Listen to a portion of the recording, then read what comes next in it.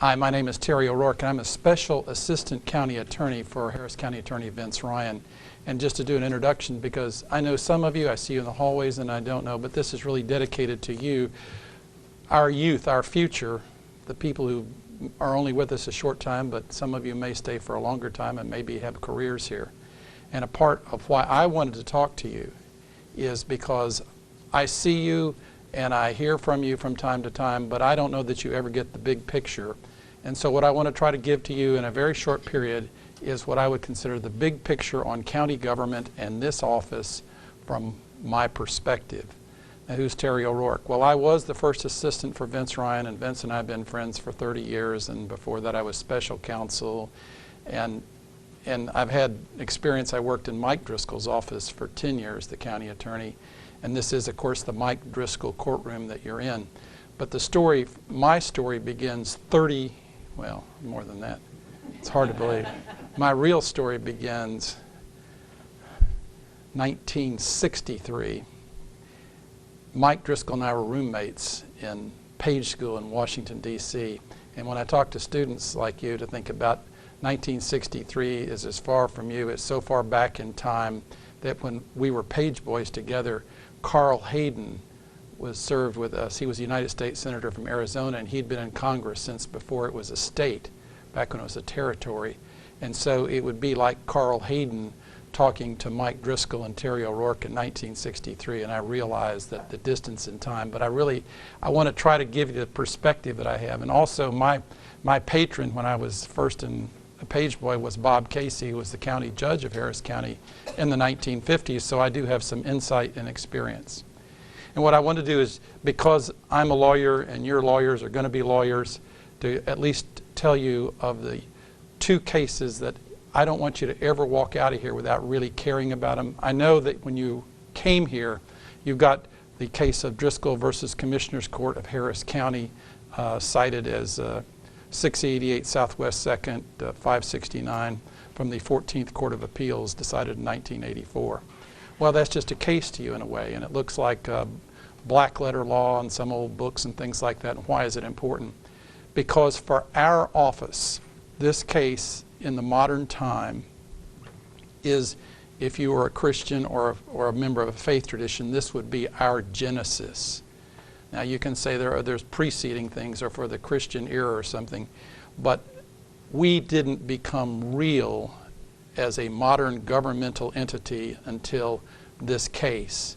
And I was going to ask, I don't know how many of you had an opportunity to read the case. Like if I were a law professor, I'd say, Mr. Smith, would you recite the case and the holding in the case of Driscoll versus Commissioners Court of Harris County? Anybody prepared to do that today? All right, well, I'm going to do it the shorthand version. The Commissioners Court engaged in a very ambitious goal, which was to build a toll road. And I believe that in the 21st century, that it's impossible to think of Harris County, Texas, without the toll road. It is an amazing enterprise of which almost all of us are very proud. It, per day, brings in more than $1.5 million, more than $500 million a year. Harris County is not just a transportation provider, it's also a large commercial bank. If you think about that, we have more than 1 million cars a day, more than 1 million credit cards a day used to run our government. We have a very large government, and in large part, the size of our county, more than 4 million people, comes from the toll road. You say, well, that's simple to think, it's hard to believe, but can you really think about what it would be without the 610 loop, which was essentially envisioned in the 1950s as a part of the National Defense Highway Act? What would Harris County, Texas be without its toll road? It simply wouldn't be the modern giant that it is. And we asked this question when I grew up here. The largest city in Texas was Houston. I was from Houston. I was Houston proud. The second largest city, right very much behind, was Dallas. All right, so I'd ask you today, what's the largest city in Texas? Obviously Houston. Second largest city is now San Antonio. Third largest is Dallas. But in reality, the second largest city in Texas now is unincorporated Harris County. Unincorporated Harris County is larger than Dallas or San Antonio, And very soon, unincorporated Harris County is going to be larger in population, it's already larger in area, than the city of Houston, so that we in the county attorney's office will be performing, already are performing, tasks which are for a very sophisticated modern government. And our basis of how we do that and how we perform that task and how we participate in making that government be a success comes down to some of our authority in doing that. So to begin, Driscoll versus Commissioners Court of Harris County, Texas, it was because in politics there are always decisions about who gets the work and who gets the money and who's the beneficiary of the contracts. County Judge John Lindsay and the Harris County Commissioners Court decided that they were going to have private lawyers that they hired to do the toll road, the Harris County toll road bonds. And Mike Driscoll, the county attorney, took a look at that and the authority of it and looked under the Constitution and laws of the state of Texas and the special law that sets up our office and said, no, I mean, it's really simple, county judge and commissioners. There is but one attorney for you, and that is, it is I. I was elected to be your lawyer. You can't just go out and hire whoever you want.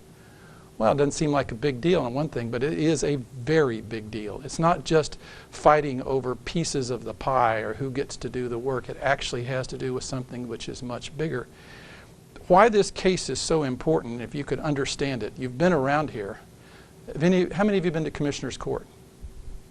I urge you before you get out of here to go to a Commissioner's Court proceeding, because it is a very powerful institution.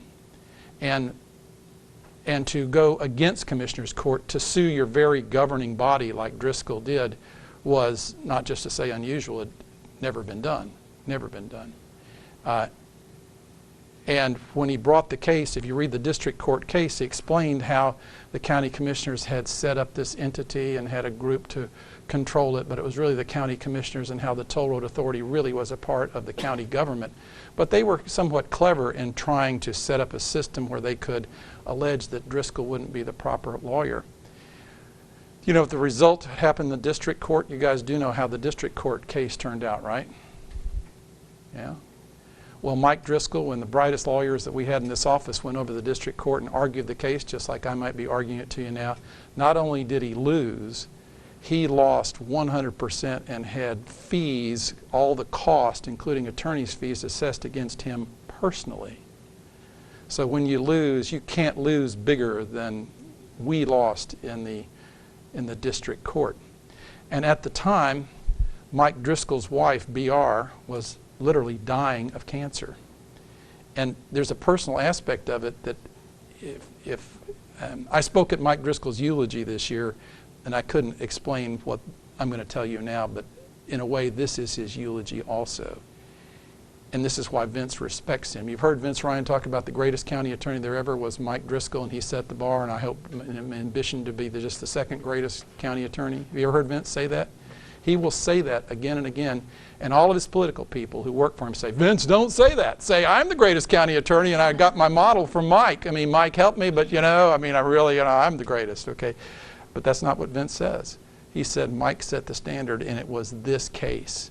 And I really urge you to think about it, because when he lost that case, there are all kinds of people, I'm talking about the political side of it, who said, Mike, you got lots of problems in your life, and you don't need to be fighting Commissioner's Court.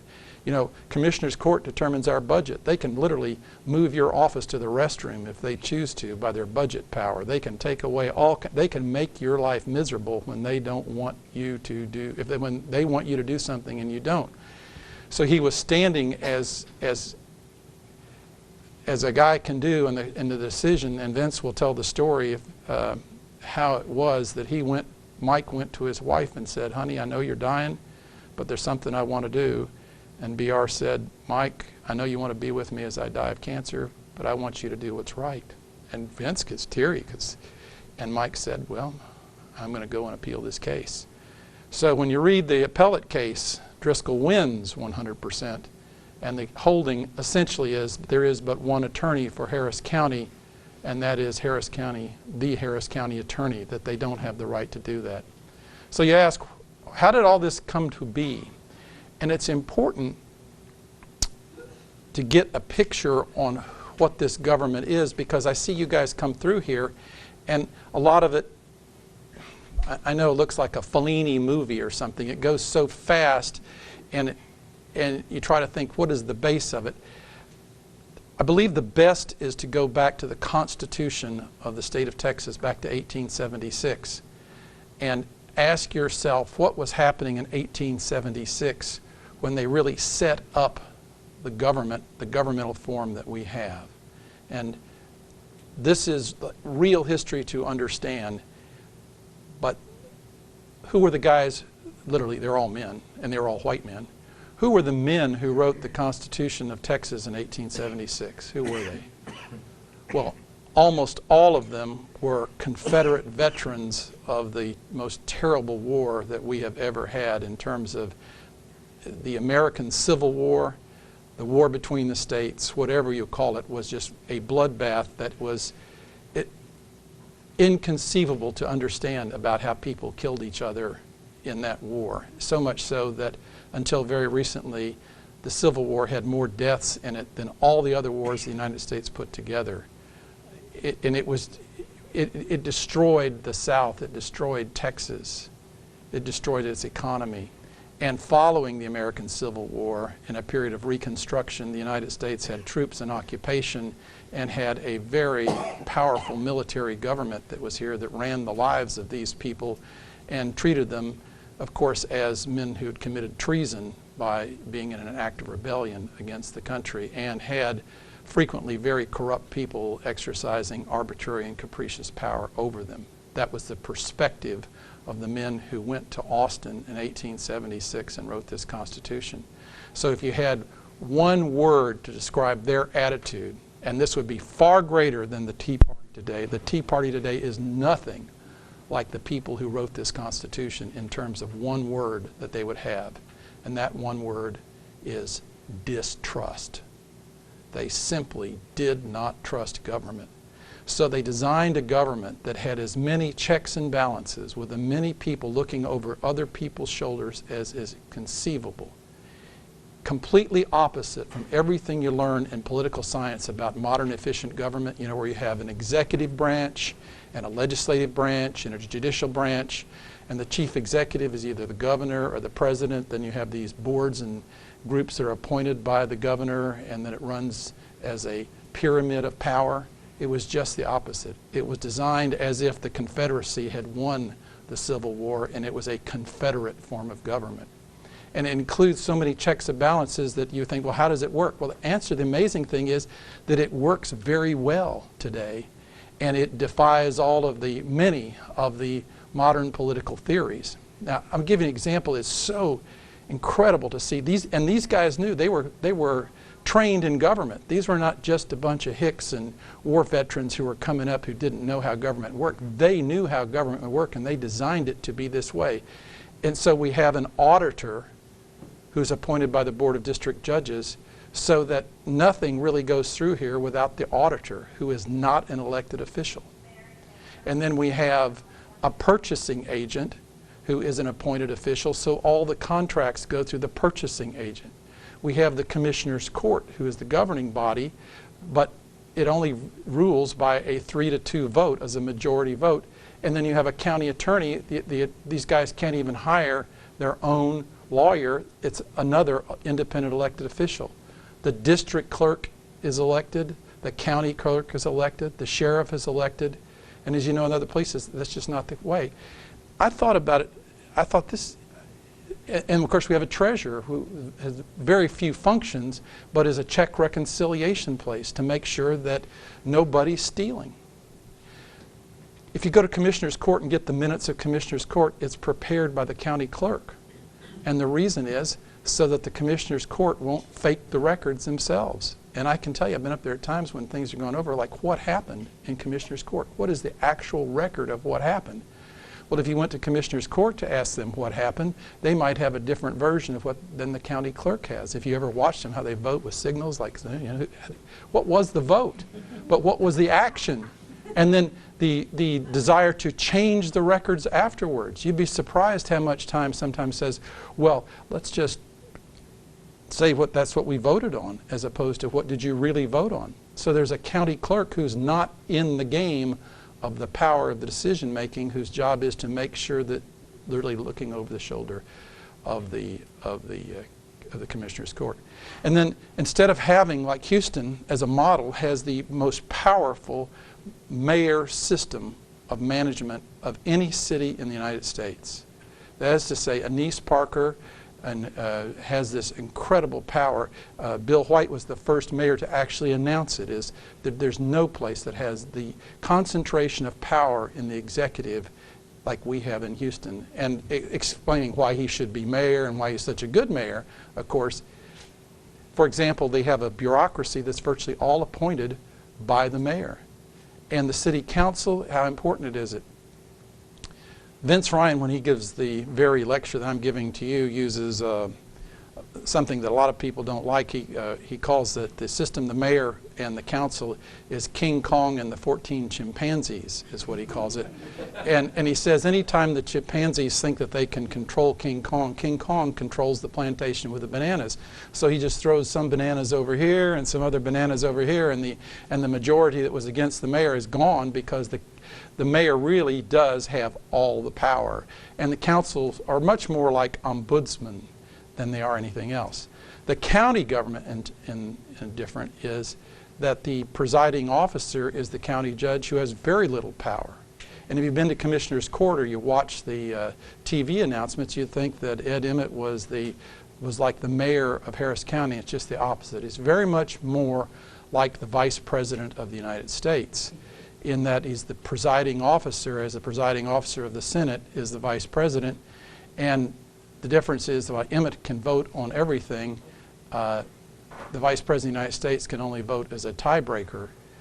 But as a reality, the way the system in the Commissioner's Court goes, the 4 commissioners actually make the decisions, and Emmett really is a tiebreaker himself in the way it works. And that has been the case for much of the history of Harris County. So that when Vince does the explanation of the city with King Kong and the 14 chimps, he calls the county government 4 King Kongs and a King Kong wannabe.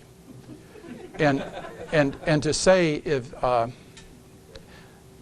let me stand back and say, do you have a perception of county government compared to city government? And I would say that when I grew up here in Houston, I had a perception, because I knew the mayors. You know, we had Mayor Holcomb and Fred Hoffines and others. We had these dynamic mayors. County government for a long time was looked at as a kind of road building institution, with a lot of people who worked here were hicks, kind of guys with bass boats who really weren't that serious, and they kind of were out in the county. Out in the county was this rural area. There was this very kind of supercilious view of county government by city government. And you still watch the coverage, how the coverage in the news is still much more on the city versus the county, yet the county in some respects is a much larger and more powerful government. But in the county form, each county commissioner today has more than 1 million people in his precinct. And in that precinct, he is about as close to a dictator or to a single executive as there is. That is to say, if you want a stop sign in precinct 3, you can ask for everything, but you go to the commissioner and that stop sign is up tomorrow. It is, if you want a road, that they have deference to each commissioner, to what that commissioner wants to do in their precinct. So I believe that a better way of seeing our government is that you have 2 governments. You have a central government, which is the city of Houston, surrounded by a donut government, which is Harris County, if you think of primary services. And that donut, with overlapping with 1 million, has 4 mayors. 1 for the city and 4 for the county. And in that sense, there is a striking similarity in the power of the executive that each commissioner holds within their own precinct. Now, that means, so when a commissioner calls our office to these people over here and they say, jump, we say, how high, Commissioner? How may we serve you? How can we serve you as your lawyer? Because we really are a service-oriented institution. And the county, compared to the city, for example, the city is almost all civil service, and the county is, with just a few exceptions of the sheriff's department, is all at will, which is to say that any person on any day in any office All they have to say is, I don't want you here anymore. You're unemployed. That's it. And we have an our labor law section to say that. And you think, that's not fair, right?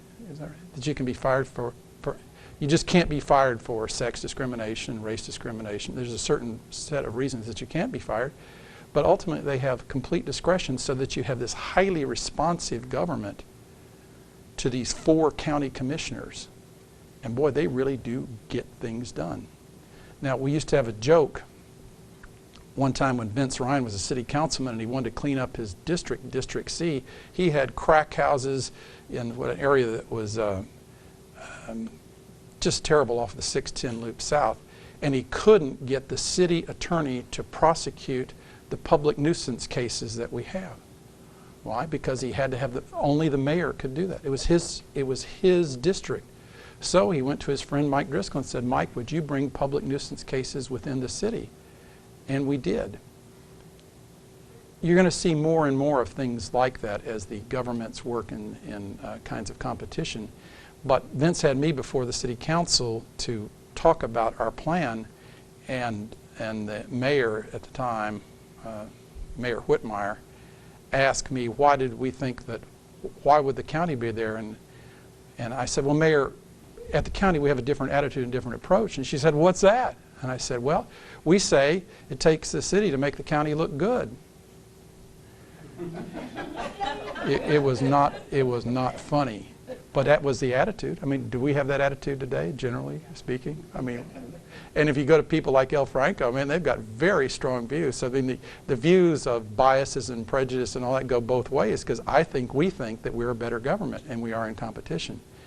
So you enter into this amazing government that we have a hospital district, we have a toll road authority, we have, that our jail is one of the largest jails in the country. Mental health, we have more than 2,000 people under serious psychotropic medication, so that the Harris County Jail is the largest mental health hospital in the state of Texas. In fact, it's larger than the entire state of Texas mental health hospital put together. So that why we have this thing of parity, there are 254 counties in Harris. When our lawyers go to the Texas District and County Attorneys Association, our role is much more of like New York City going to some small town or some small county in New York.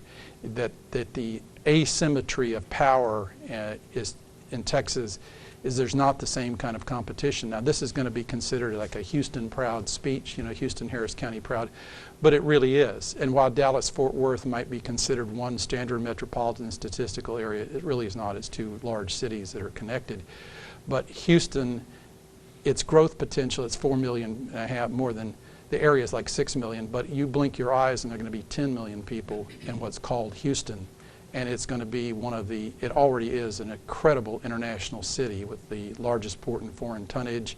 And the growth potential that we're looking at is really only limited by our creativity and our quality. And so we're doing things as an urban government, like coming up, Doug Ray and others are coming up with systems where we're going to be doing financing of urban development. Now you ask yourself, one of the questions I always ask is, why doesn't the city do more annexing? And that's a very complex answer, but it has to do with a variety of things, including civil rights law and dilution of minority voting power and water districts and other things. But the short answer is the city of Houston is not going to grow anymore. It's hit its maximum with its last big annexation in Kingwood some time ago.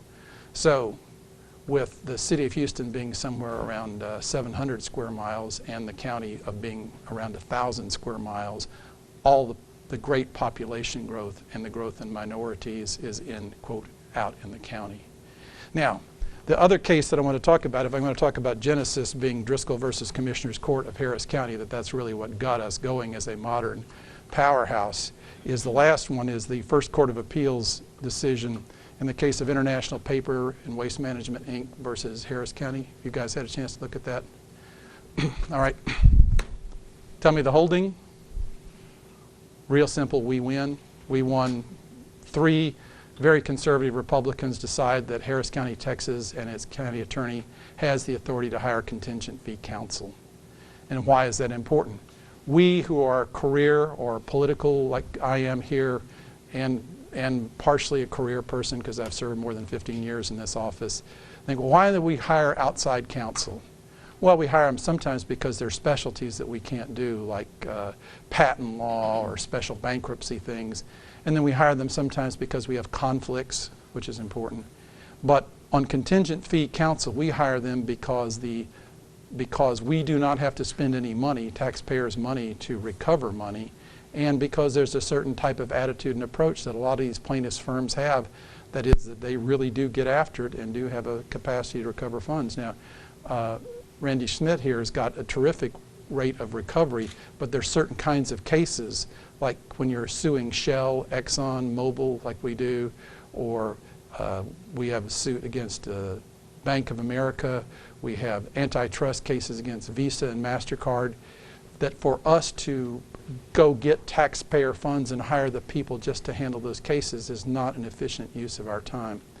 And when I talk about these other counties, when we go to the District and County Attorneys Association and talk about civil law, these other county attorneys frequently, how many people in their office? One, maybe. The county attorney himself or herself. And they might have one assistant, a clerk. They might have another lawyer, a young lawyer, and they've got archaic, the symbol we grew up with, black books, as even opposed to computers. So some giant tank truck comes across and burns up a school building, and they want to bring a pollution suit or a tort claim against ExxonMobil or against Diamond Shamrock or Dow Chemical. Their capacity is real close to zero to bring that kind of action. And so what they typically do is they have to call the Texas Attorney General and just beg for help, which is not a good way to run a modern government. And so contingency fee counsel, this case may be, in terms of jurisprudence, even more important than Driscoll versus Commissioners Court of Harris County, because it will be the expansion of our capacity to protect our citizens from contamination, as well as a lot of other things, including consumer rip-offs by large corporations. For example, we're looking at something right now, and I'm not telling a secret out of the house here, of overcharges on AT&T. And it may not be a surprise to you, but AT&T overcharges a lot of people, including we have a suit representing the hospital district where they literally cheated the hospital district. Well, we think they have possibly cheated Harris County and been cheating us for 20 years. So we will be asking for outside counsel to help us help recover the funds that the taxpayers' money. It's our money. Part of our job is not letting people take advantage of the government. And Vince, of course, feels very strongly about that. It's one of the duties of why he's here, to protect the public purse, the tax money. But then do other things, like in the San Jacinto River, for example, with this dioxin case, if you read the facts on it, this is the largest water pollution case by a state or local government in the entire country. And it's right here on the San Jacinto River, right by the San Jacinto Monument. I assume that all of you have been to the San Jacinto Monument, and I hope you go see the movie or film there called Texas Forever. You ever seen that? It's worth going to. It will really give you a kind of sense of the history.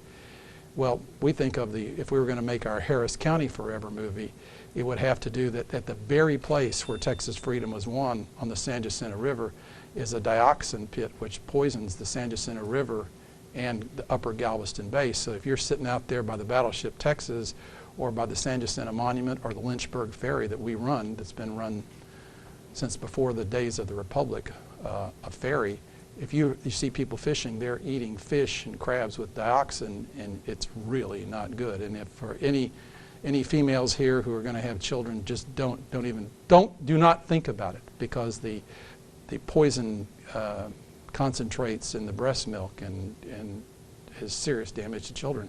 So our contingent fee case is over $1 billion case, and it's set to go to trial in early next year. And it's a result of the great work of our outside counsel of contingent fee. So I've given you two cases. So if you walk out of here, there's two cases you got to know. Driscoll versus Commissioners Court of Harris County and International Paper and Waste Management, Inc. versus Harris County, Texas. One more that I didn't include in this, but you should know, is Kentucky versus Graham. You guys familiar with the case of Kentucky versus Graham? I don't know if you studied what level of law you went to, but Kentucky versus Graham is cited as 473 U.S. 159, 1985, and we use that quite frequently because in that case, like lots of other cases, like you see Ibarra versus Tommy Thompson, or the State Democratic Party versus Leo Vasquez, tax assessor collector. When you are the tax assessor collector and your job is the voter registrar and you're sued by the Democratic Party for alleged voter suppression, you take it quite personally. And what you want to do is go out and hire your lawyers using government money to defend you and not have Vince Ryan, a Democrat, defending you. Very simple. So when we went to Leo Vasquez to explain to him, tax assessor collector Vasquez, I know that you want to go hire your own private counsel, but you simply can't. And while your name is on this petition, Leo Vasquez, under Kentucky versus Graham, it is really Harris County, Texas that's being sued. And the same is true when Adrian Garcia is being sued, that somebody dies in the jail and they allege that Adrian Garcia has been negligent, and Fred here can tell you that. Kentucky versus Graham is one of the, one of the biggest single case, right, in terms of that liability. As far as distinguishing between official and individual liability. Yeah. It's the cornerstone, but think about that so that it comes to us when the county clerk or the, in this case you might see coming up very soon, the Harris County Judge Ed Emmett has a decision in front of him. He's going to have 100,000 or so petitions to put something on the ballot for early childhood education. I don't know if you guys have been following that in the newspaper, but a lot of people believe, and I do too, that the biggest single problem facing Harris County, Texas today is early childhood education, that if we don't do a better job of educating our minority youth, that we are not going to be the world-class city that we plan to be, that we're going to be much more like some of these third world cities and look more like Pakistan or some of these South American cities that are loaded with lots of poor people and lots of rich people, but not the society that we want. You've got to educate your youth to be a modern world-class city. And so this is an effort to do it, and they're petitioning the county judge to put it on the ballot. Well, it's only his decision, and his lawyer is Vince Ryan on that. So you may be watching that in the next few days because he doesn't want to do it, not because he's against children, but because he's facing a Republican primary, not because of that maybe, but other examples. There are lots of other reasons that they could choose not to do something, but his lawyer has to tell him something of, is it lawful? And whatever anyone else tells him, he's got but one lawyer, and that's Vince Ryan. So you're going to see some of that being played out soon. So that said, I can say, and part of why I want to do this also, I see you guys in the hallways. I started my service in the government, paid service in the government, 50 years ago, 50. Mike Driscoll and I together worked in the Congress of the United States. I have loved public service and done lots of things. And I want to encourage all of you, however you do, whether you work here or somewhere else, it is a life that has given so much to me, and I have a hard time thinking of doing anything else. I've been in private practice like lots of people, but I've never enjoyed the practice of law like when I am here representing 4 million people. It's just a special gift. And so, like some of you may be the next Attorney General of Texas, they may have a governor of Texas or a state senator or a United States senator.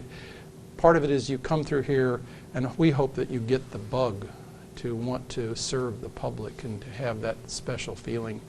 And so while you may not get a chance to see me, I wanted to be able to give this to you. So I'd like to spend the rest of the time answering any questions that you have, and then also from our senior citizens over here and our career staff. When you get to be old like me, you can do that. We have geezer jokes are only funny if you are a geezer. if I can tell them, so. Anyway, so what can I answer for you? What questions do you have about the government that you've been a part of, or this office?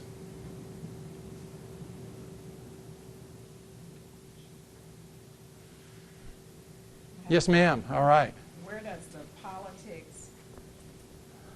Where's the conflict between the politics and the actual working as a... That's a very good question, because this is a highly political place. Yes. The whole government is. I have worked in lots of campaigns, and I can tell you that generally speaking, campaign people, you cannot get elected without really intense people to help you get elected. And when you win office, it's rare that the people who help get you there that you can bring in to help you serve. I've worked for Jimmy Carter. I was on his White House staff, and I watched the people who had worked hard for Jimmy. And some of our worst public servants were the people who had worked in the Carter campaign. Of course, I was one of them, but I hope I was. But it's rare. It takes a special gift, and I think I have it, to cross over to be both a government professional and have been a campaign person. So the answer is that you would find that Vince really brought very few people with him into office, and that what you hope when you get here, and we do this and try to even provide the appearance of it, is that you govern and you exercise that authority no matter who it is, that you respect the office that you serve, including the offices of the people who politically will say just the most incredibly ugly things about you, both behind your back and in public, but you still serve them. And for good trial lawyers, we're well used to respecting the role of the judge while really thinking that the person who's sitting on the bench is a lower form of life, that frequently, especially when they don't decide your way, and then you realize that who made contributions to them and all these other kind of things. You know all that stuff. You know, when you're preparing for trial, you know who's in their pocket. You know who's on the other side in this case and who's close to the judge, and then try to use the best advantage you can representing the public to get your own edge. But the answer is, at least as I've gotten it from Vince, and I hope you see this, is that as aware as we are of the politics, that we don't behave that way. And you know, you get criticized sometimes from time to time of doing things, but yes, sir. We need a little piece of personal experience from this senior citizen. This is Bruce Mosher. He truly is a senior citizen. Absolutely. When I first started working in the county attorney's office, I've been here 3 times. Yeah. For Joe Resweber. Oh, Resweber. Gosh, that's right. Back in 1964, his comment to all the new lawyers that came in, and he interviewed every one of them, and he said, I am the politician, and you are the attorney. You handle the legal matters. I'll handle the politics in the office. If you have a political question, bring it to me. If I have a legal question, I'll come to you. He never appeared in court. We never appeared in a political function. As a result, I became a better lawyer, not as good a politician. And he stayed in office until he decided he didn't want to. Yeah, well, that's a good answer. I would hope that they say that the best trial lawyers make the best judges. And I would say that some people who are the best politicians can make the best public servants. And I believe that Vince is one of those. I believe Mike Driscoll is one of those. And that is because they're acutely aware of the political realities of the people with which they're dealing, but also try not to deal with those people in a political way. And it is a terrific challenge. It is the challenge of professionalism. And I hope that we do it. I mean, and that's frequently we do things like on the assignment of cases, have people who are assigned to make sure we don't even provide the appearance of it being some other way. It becomes difficult. At the time you saw John Odom stick his head in here, John Odom was the chairman of the Democratic Party of Harris County, but he was on the case of Democratic Party versus Leo Vasquez, and I thought he did a superb job.